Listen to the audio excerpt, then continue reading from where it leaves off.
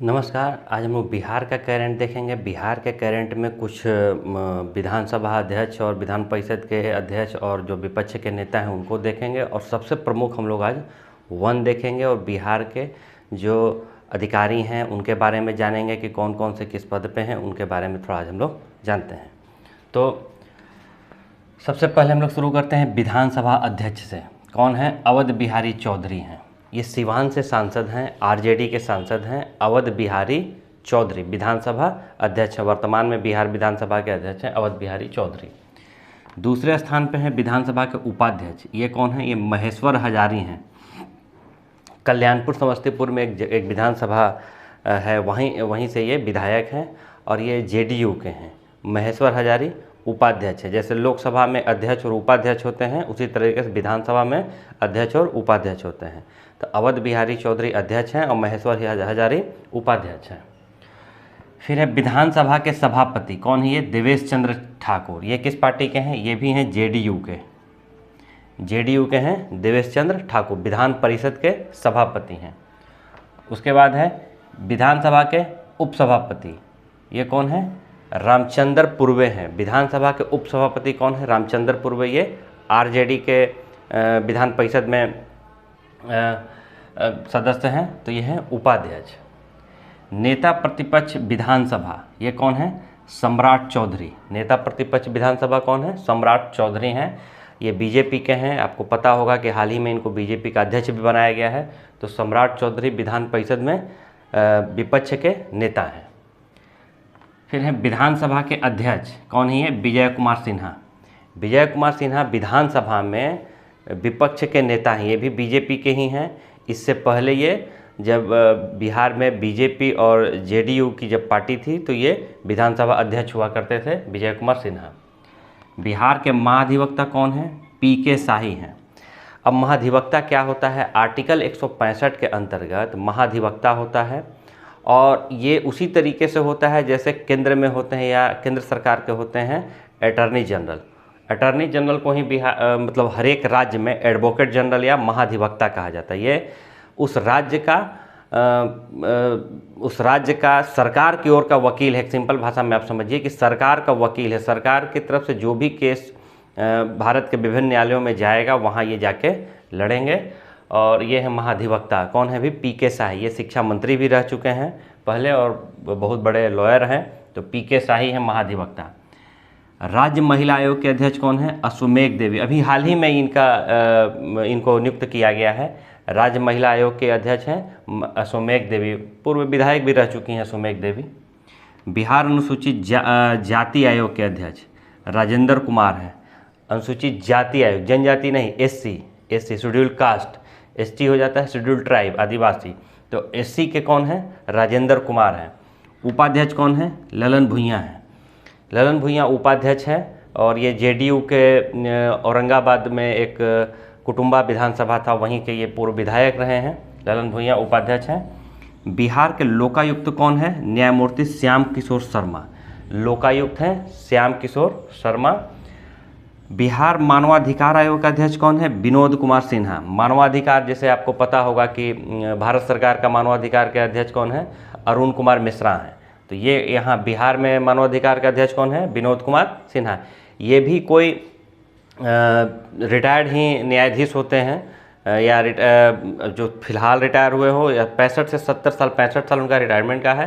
हालांकि जो राज्य में जो उच्च न्यायालय के न्यायाधीश होते हैं उनका 62 साल है। तो अधिकतम ये 70 साल तक अपने पद पे रह सकते हैं। बिहार लोक लेखा समिति के अध्यक्ष कौन है? तारकिशोर प्रसाद। आपको पता होगा कि जैसे केंद्र में होता है लोक लेखा समिति, उसी तरीके से हर राज्य में भी लोक लेखा समिति होता है। लोक लेखा समिति में विपक्ष का कोई नेता ही लोक लेखा समिति का अध्यक्ष होता है। जैसे अगर बात किया जाए कि लोकसभा में विपक्ष का लोकसभा में कौन है ये लोक लेखा समिति का, तो वहाँ हैं कांग्रेस के अधीररंजन चौधरी।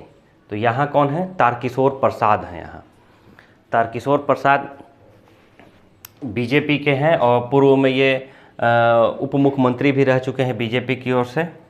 बिहार के मुख्य सचिव कौन है? अमित सुबहानी हैं। बिहार के मुख्य सचिव हैं अमित सुबहानी। और मुख्यमंत्री के प्रधान सचिव कौन है? एस सिद्धार्थ प्रधान सचिव हैं। अब हम लोग थोड़ा जान जाते हैं केंद्रीय कैबिनेट में बिहार के मंत्री के बारे में। अभी जो फिलहाल में जो केंद्र सरकार है उसमें बिहार के कितने मंत्री हैं जो कि कैबिनेट मंत्री भी हैं और राज्य मंत्री भी हैं। तो सबसे पहले हैं पशुपति कुमार पारस। ये क्या हैं, खाद्य प्रसंस्करण और उद्योग मंत्री हैं। आपको पता होगा कि ये चिराग पासवान के चाचा हैं, रामविलास पासवान के छोटे भाई हैं और हाजीपुर से ही सांसद हैं। तो पशुपति कुमार पारस जो है सो कैबिनेट मंत्री हैं, खाद्य प्रसंस्करण उद्योग मंत्री। गिरिराज सिंह ग्रामीण विकास और पंचायती राज मंत्री हैं। गिरिराज सिंह बिहार के बेगूसराय से सांसद हैं और ग्रामीण विकास और पंचायती राज मंत्री हैं। आर.के. सिंह विद्युत और नवीकरणीय ऊर्जा मंत्री हैं। ये रिटायर्ड IAS अधिकारी हैं और ये आरा से सांसद हैं और गृह सचिव भी भारत सरकार के रह चुके हैं। आर.के. सिंह अभी विद्युत और नवीकरणीय ऊर्जा मंत्री हैं और आरा से ये सांसद हैं। ये तीन जो हैं सो केंद्रीय कैबिनेट मंत्री हैं। अब हैं अश्विनी कुमार चौबे। ये क्या हैं, उपभोक्ता मामले पर्यावरण और वन राज्य मंत्री। उपभोक्ता मामले पर्यावरण राज्य मंत्री हैं। उसके बाद है नित्यानंद राय, गृह मंत्रालय में हैं, गृह राज्य मंत्री हैं। ये भी राज्य मंत्री हैं, 2 राज्य मंत्री। अब राज्य मंत्री और केंद्रीय कैबिनेट मंत्री क्या होता है।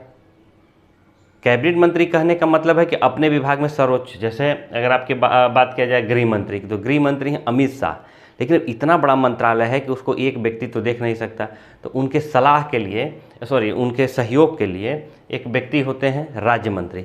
2 या 3 भी हो सकते हैं, यहाँ करीब 2 हैं राज्य मंत्री हैं। तो एक बिहार के हैं नित्यानंद राय को गृह राज्य मंत्री बनाया गया है।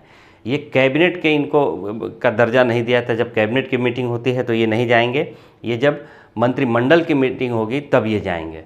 तो नित्यानंद राय हो गए गृह मंत्रालय में, हो गए गृह राज्य मंत्री हो गए।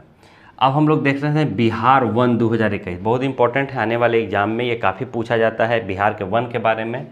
तो पहले जान जाते हैं कि 2 वर्ष पर ये भारत सरकार राज्य इसको जारी करती है। प्रत्येक 2 वर्ष पे वन रिपोर्ट भारत सरकार जारी करती है, यानी कि पूरे भारत का और अलग अलग उन राज्यों का भी। 1987 से शुरू हुआ है ये वन रिपोर्ट और 17वीं वन रिपोर्ट है, यानी कि 2021 में जो आया है। एक्चुअली आंकड़ा होगा ये 20 का, मतलब ये आंकड़ा होगा 21 का, आया है 22 में, ठीक है। तो इसलिए इसको 2021 कहा जाता है, लेकिन आया कब है, आया है 22 में। तो 2 वर्ष पर भारत सरकार जारी करती है, 1987 से शुरू हुआ है और ये 17वीं वन रिपोर्ट है। अगला है दूर संवेदी उपग्रह रिसोर्स सेट 2 से प्राप्त आंकड़ों के अनुसार। सैटेलाइट छोड़ा जाता है तो उसी में से एक सैटेलाइट होता है दूर संवेदी उपग्रह। इसका काम क्या है, ये नाम है इसका रिसोर्स सेट 2। इन्हीं से प्राप्त आंकड़ों के आधार पर वन रिपोर्ट सरकार जारी करती है कि ये कहाँ कितने वन हैं, कहाँ वृक्ष हैं। तो पहले हम बात करते हैं वनावरण की। तो वनावरण जो है सो 7381 किलोमीटर है, मतलब वर्ग किलोमीटर है, जो कि 7.84 है और 75 किलोमीटर में वृद्धि हुई है। बिहार में अगर आपसे पूछा जाएगा कि बिहार में वन कितना है, तो वन है 7.84%, जो कि 7381 किलोमीटर है। 7381 किलोमीटर जो है बिहार में वन है। वृक्षावरण क्या है, वृक्षावरण है 2341 किलोमीटर है, जो कि 2.48 है और इसकी वृद्धि कितने हैं, 338 किलोमीटर इसकी वृद्धि हुई है। अब इसमें अंतर समझ लीजिए, वन और वृक्षावरण। वृक्षावरण उसको कहते हैं जो सिंगल पेड़ कहीं पर है, और पेड़ों मतलब छोटे पेड़ नहीं, बड़े पेड़ जो कहीं पर हैं सिंगल, जैसे आप रोड के किनारे जा रहे हैं वहाँ कोई विशाल बरगद का पेड़ है तो वो है वन। और जो काफ़ी मात्रा में कहीं बहुत ज़्यादा संख्या में जब हो तो उनको कहते हैं वन, और ये है वृक्ष। तो एक जगह जैसे कोई पीपल का पेड़ है, बहुत विशाल पेड़ है, तो उसको कहा जाता है वृक्ष, और बहुत तायत मात्रा में है तो वो कहलाएगा वन। तो जब रिपोर्ट जारी होता है तो वन और वनावरण का होता है कि वन और वनावरण। वनावरण मतलब जो वृक्ष हैं, जो छोटे मोटे जो वृक्ष हैं जो आपके घर के पास भी हो सकते हैं, उनके सैटेलाइट के द्वारा जो पिक्चर लिया जाता है उस दोनों को काउंट करके बताया जाता है। तो अगर आपसे पूछा जाए कि वन और वनावरण कितना है बिहार में, तो 7922 किलोमीटर। वन और वनावरण कितना है तो 9722 किलोमीटर। अब पूछा जाए कि वन कितना है तो 7381 किलोमीटर।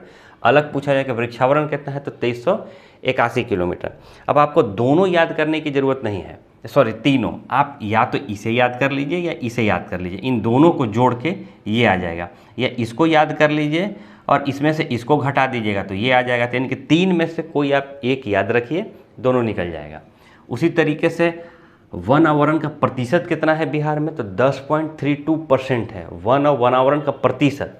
इसमें भी वही बात है, आप इसको याद रखिए, इसको याद रखिए, 3 में से कोई एक याद रखिएगा तो एक दूसरे को जोड़कर घटाकर निकाला जा सकता है। तो कितना वृद्धि हुआ है, 413 वर्ग किलोमीटर की वृद्धि हुई है बिहार में 2019 के बनिस्पत। जो 2021 में जो रिपोर्ट आई, मतलब जो 2021 की जो रिपोर्ट है आई तो 22 में है, उसके आधार पर 413 वर्ग किलोमीटर की वृद्धि है बिहार में वनों को लेकर। 2019 की तुलना में 2021 में 75 वर्ग किलोमीटर की वृद्धि हुई है, जो कि 1.03% अधिक है। अब ये जो आंकड़े हैं इनको याद करना बड़ा कठिन काम है कि इनको याद कैसे किया जाए। तो इनको याद करने के लिए सिंपल तरीका ये है कि आप मेन आंकड़ा याद कीजिए। जैसे आपको याद करना है कि वनावरण कितना है, तो आप केवल 7 याद करिए। जब आपको 7 याद हो जाएगा तब 0.84% याद करिएगा। आप 2 याद करिए, जब 2 याद हो जाएगा तब 0.48% याद करिए। तो दोनों को आप एक साथ याद करने की कोशिश करिएगा तो ये थोड़ा दिक्कत होगा। अगर आपसे याद हो जाता है तो बहुत अच्छी बात है। तो इनको याद करना है। तो 1.03% अधिक जो है 2019 के बनिस्पत बिहार में 2022 की रिपोर्ट है उसमें कितना वृद्धि है, 19 का है तो 21 का, लेकिन 22 में इसको काउंट करेंगे तो 1.03% अधिक है। सर्वाधिक वन वाले जिले कौन से हैं, जहां सर्वाधिक वन है तो सबसे ज़्यादा है कैमूर में, उसके बाद है पश्चिमी चंपारण में, उसके बाद है रोहतास में। कैमूर जो है सो बिहार का सबसे पश्चिमी जिला हो गया। सबसे पश्चिमी जिला कौन है, कैमूर बिहार का। और सबसे उत्तरी जिला कौन है, पश्चिमी चंपारण है। सबसे पश्चिमी जिला जो है सो आपको कैमूर है, और सबसे उत्तरी जिला कौन सा है, पश्चिमी चंपारण है। रोहतास जो है सो कैमूर के जस्ट बगल में रोहतास भी है। तो आप इसको इस तरीके से याद कर सकते हैं कि रोहतास सबसे ऊपर, सबसे नीचे हो गया रोहतास, उसके ऊपर पश्चिमी चंपारण, और जो कैमूर के ऊपर हो गया पश्चिमी चंपारण, और कैमूर के जस्ट बगल में क्या है, रोहतास है।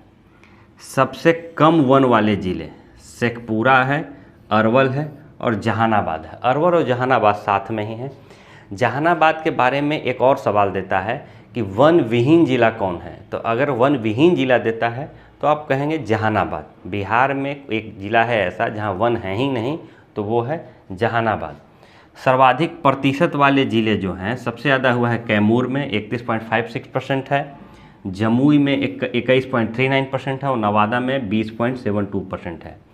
जमुई से ही सांसद हैं चिराग पासवान। बिहार का सबसे सिंचित जिला करीब 16% सिंचित है, जमुई है। बिहार का सर्वाधिक सिंचित जिला कौन सा है, जमुई है। सर्वाधिक वन क्षेत्र में वृद्धि कहाँ हुई है, ये हुआ बांका में 16.21%, और न्यूनतम वृद्धि है कैमूर में 4.43%। तो आपको बस आंकड़ा इसी तरीके से याद रखना है कि 16.4 बांका है, उसके बाद आपको सर्वाधिक वन में वृद्धि हुई है बांका में। तो आज के लिए इतना ही। मुझे लगता है कि आपको समझ में आएगा। ये आंकड़ा है, एक बारगी तो समझ में नहीं आता है, धीरे धीरे इसे समझना पड़ता है। और आप एक एक करके इसको आंकड़ा एक एक करके याद करिए। जब एक एक करके याद करिएगा तो आपको याद होने लगेगा धीरे धीरे। एक बार में तो याद होगा नहीं, लेकिन धीरे धीरे याद होने लगेगा। तो आज के लिए इतना ही। धन्यवाद।